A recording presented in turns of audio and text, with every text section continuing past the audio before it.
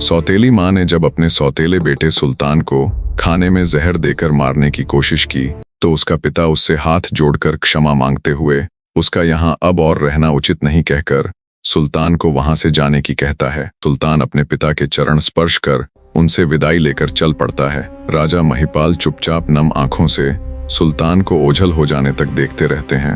राजमहल छोड़ने के बाद सबसे पहले सुल्तान निहालदे के पास जाता है और कहता है, हे प्रिय, मुझे किसी कारणवश 1 साल के लिए बाहर जाना पड़ रहा है। 1 साल बाद ठीक तीज के मौके पर लौट आऊंगा और तुम्हें झूला झुलाऊंगा। तब तक मेरा इंतजार करना। अब मुझे चलने की इजाजत दो।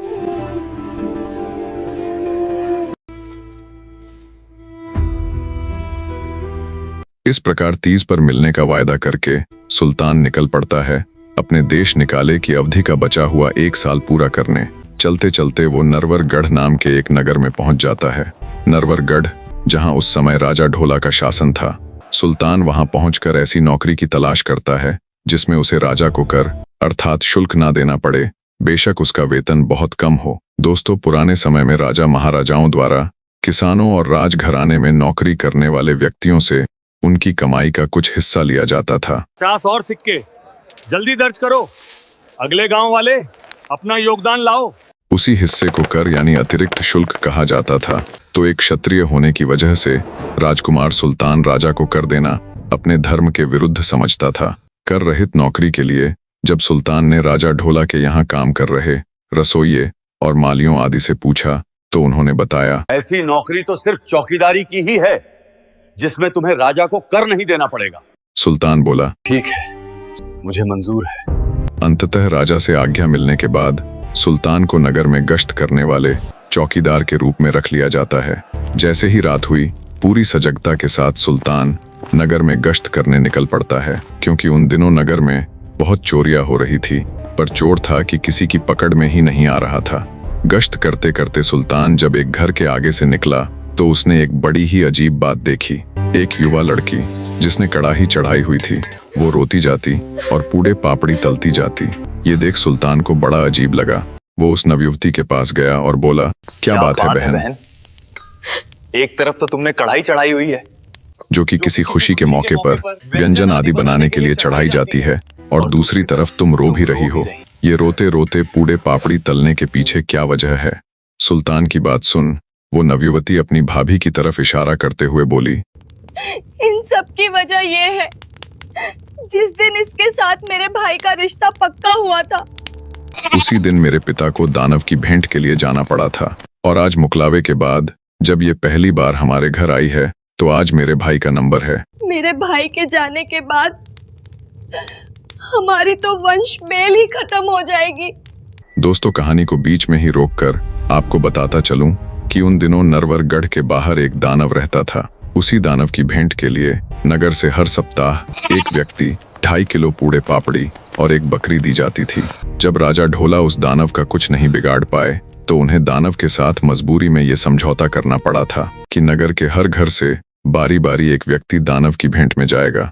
अगर राजकुमार ढोला ये समझौता नहीं करते तो वो दुष्ट दानव नगर में घुसकर हाहाकार मचा देता। अब फिर से कहानी में आगे चलते हैं। तो जब सुल्तान ने उस युवती का दुखड़ा सुना तो वो बोला, चिंता मत करो बहन, आज दानव की भेंट में तुम्हारे भाई के बदले मैं चला जाऊंगा। जैसे ही तुम्हारे पुड़े पापड़ी तैयार हो जाएं, तुम मुझे उठा देना। मैं राजमहल के बाहर बुर्ज पर सोया मिलूंगा। इतना कहकर जब सुल्तान वहां से जाने लगा तब युवती उसे रोकती हुई बोली, नहीं भाई, तुम भी किसी माँ के बेटे और किसी बहन के भाई होगे। मैं अपने भाई के बदले तुम्हें उस दुष्ट दानव के पास मरने के लिए नहीं भेज सकती।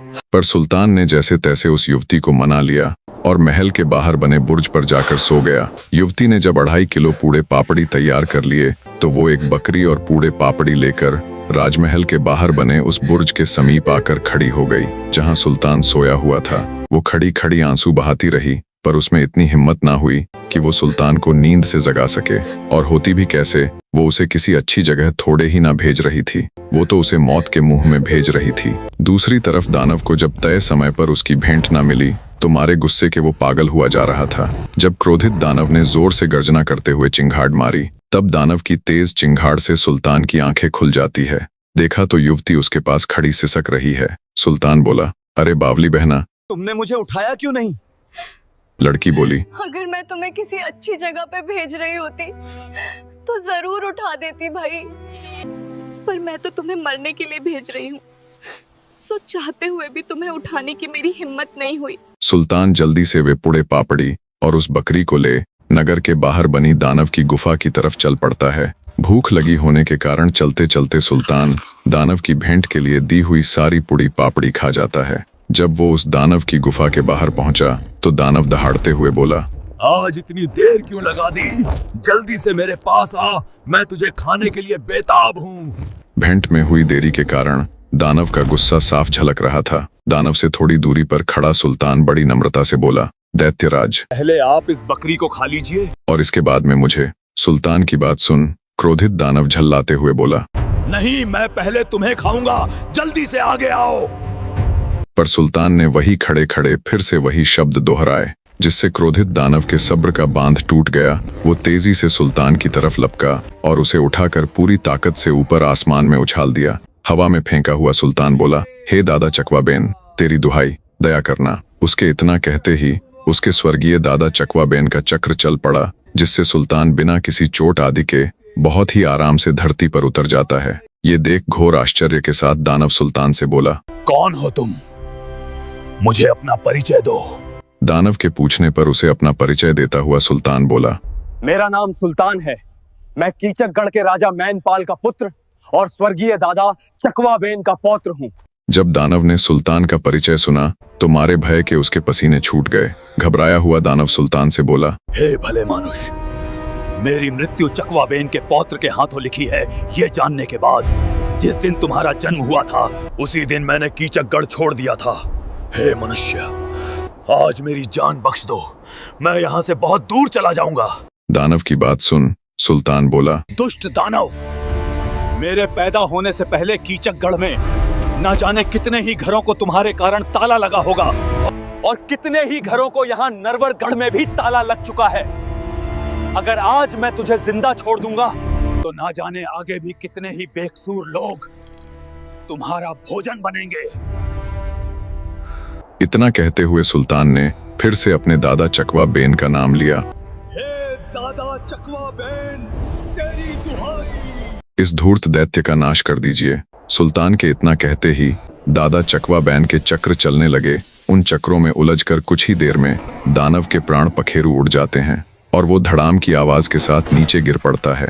दानव की मृत्यु उपरांत आगे बढ़कर सुल्तान ने अपनी तलवार से उस मृत दानव के नाक और कान का कुछ हिस्सा काटकर अपनी जेब में रख लिया और फिर से बुर्ज पर आकर सो गया। सुबह जब दिन का लिकाड़ हुआ और थोड़ा बहुत उजाला हुआ तो सोच आदि के लिए घूमने जाने वाले लोगों ने दानव को गुफा के बाहर पड़ा हुआ पाया। सोचा, आज तो दानव गुफा से बाहर आया हुआ है।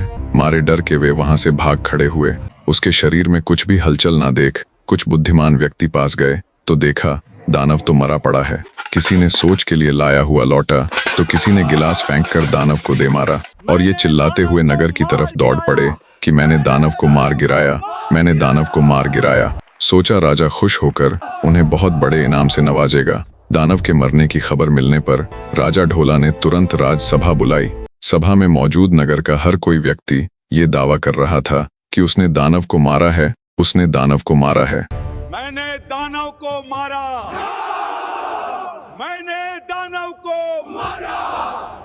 उनकी बात सुन राजा ढोला बोला, तुम में से ही किसी ने दानव को मारा है तो उसके नाक और कान का कटा हुआ हिस्सा भी जरूर तुम्हारे ही पास होगा।